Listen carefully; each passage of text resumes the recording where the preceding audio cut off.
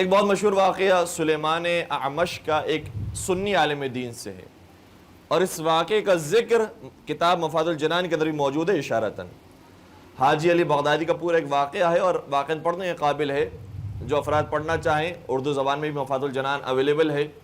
زیارت کاظمین اور اس کے بعد مسجد براسا، ان دونوں کے درمیان کے چیپٹر کے درمیان جو حکایت ہے اور جو واقعہ ہے وہ حاجی علی بغدادی کا ہے۔ بہت ساری اس کی باتیں ہیں امام زمانہ علیہ السلام سے، اس میں سے ایک بات یہ بھی تھی جو سلسلے میں ہے، وہ یہ ہے کہ ایک واقعہ پیش آیا تھا، ایک شیعہ عالم دین کی سنی عالم دین سے گفتگو ہوئی۔ دیکھ، گفتگو کرنے میں کوئی مذائقہ نہیں ہے، انسان جدال کرے یا قتال تک پہنچ جائے وہ بری بات ہے، ورنہ گفتگو ہر موضوع پر ہونی چاہیے، اچھی بات ہے، کھلے دل کے ساتھ ہونی چاہیے، بلکہ انسان الزام تراشیوں سے پرہیز کرے، ناشائستہ باتوں سے پرہیز کرے اور آئے ہمارے سامنے بیٹھ کر گفتگو کرے، کوئی مذائقہ نہیں ہے۔ یہ سنی عالم دین شیعہ عالم دین کے ساتھ گفتگو کرتے رہتے ہیں، مختلف موضوعات پر گفتگو ہوئی، اس میں سے اہم موضوع تھا زیارت امام حسین کا۔ حج بیت اللہ کی زیارت یہ تو سمجھ میں آتی ہے بات، لیکن امام حسین کی زیارت اور اس میں اتنا اہتمام یہ ہمیں سمجھ میں نہیں آتا۔ انہوں نے کہا کہ یہ زمانہ رسول اللہ کے اندر نہیں تھی اس لیے بدعت ہے۔ اچھا، زمانہ رسول اللہ کے اندر نہیں تھی اور بدعت ہے، اگر یہ قانون ڈیفائن کر دیا جائے تو پھر آپ بھی بدعت ہو جائیں گے کہ ہم بھی بدعت ہو جائیں گے کہ ہم بھی رسول اللہ کے زمانے میں نہیں تھے۔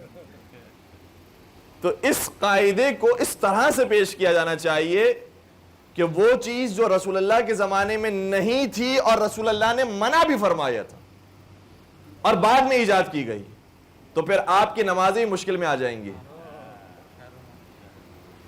تو زمانہ رسول کے اندر وہ چیز منع قرار دی گئی ہو لیکن انسان نے اور کسی مسلمان نے آ کر اس کو ایجاد کر دیا ہو تو وہ بدعت کہلاتی ہے۔ کہا کہ یہ بدعت ہے، وہ بہرحال وہ نہیں مانتے، شیعہ عالم دین سمجھاتے رہے، سکھاتے رہے، بتاتے رہے، احادیث پیش کرتے رہے، نہیں مانے، یہاں تک کہ گفتگو چلتے چلتے رات کا وقت ہو گیا۔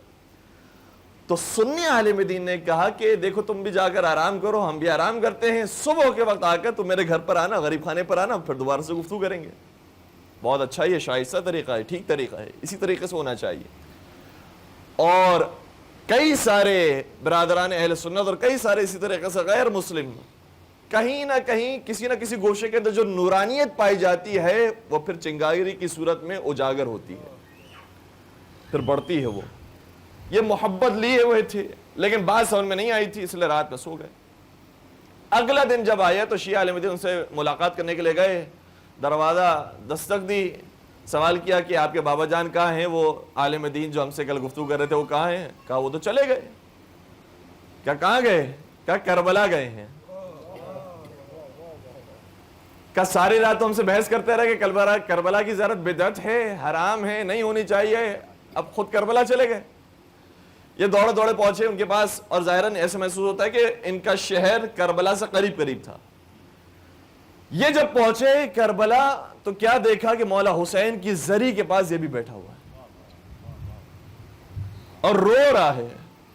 یہ قریب گیا اور سوال کیا کہ بھائی تم تو پوری رات مجھ سے بحث کرتے رہے، یہاں پر آ کے پھر وہی کام کر رہے جو ہم کہہ رہے ہیں۔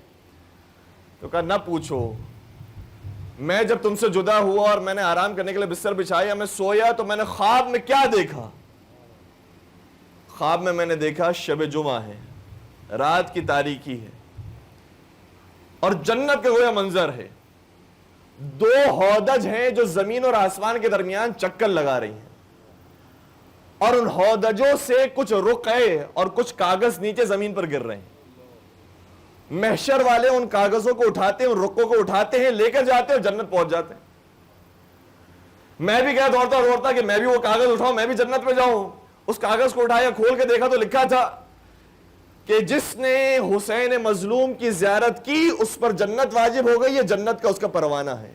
کہ میں بھی گیا اس رقے کو اٹھانے کے لیے لیکن میرے پاس وہ کاغذ ہی نہیں گر رہا تھا، میں تلاش کرتا رہا، ڈھونڈتا رہا، یہاں تک کہ میں نے اوپر دیکھا تو دو بیبیاں موجود ہیں، ان بیبیوں کے ہاتھوں سے رقے گر رہے ہیں۔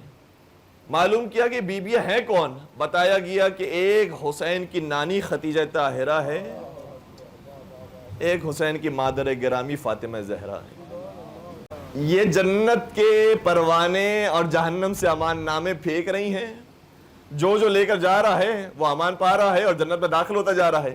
میں نے کہا بی بی میرے لیے بھی ایک عنایت فرمائیے، تو بی بی نے مخاطب ہو کر کہا کہ تو میری بیٹی کی زیارت کا انکاری تھا، تو کہتا تھا بدعت ہے، زیارت پر نہیں جانا چاہیے، یہ صرف اس کو رقعہ ملے گا جو زیارت حسین کر چکا ہوگا۔ اب میں چونکہ دیکھ کر آیا ہوں، اس لیے مجھے پتا چل گیا کہ کربلا کی زیارت کی کس قدر اہمیت ہے، لہٰذا کربلا جاتا ہے، زیارت کرتا ہے۔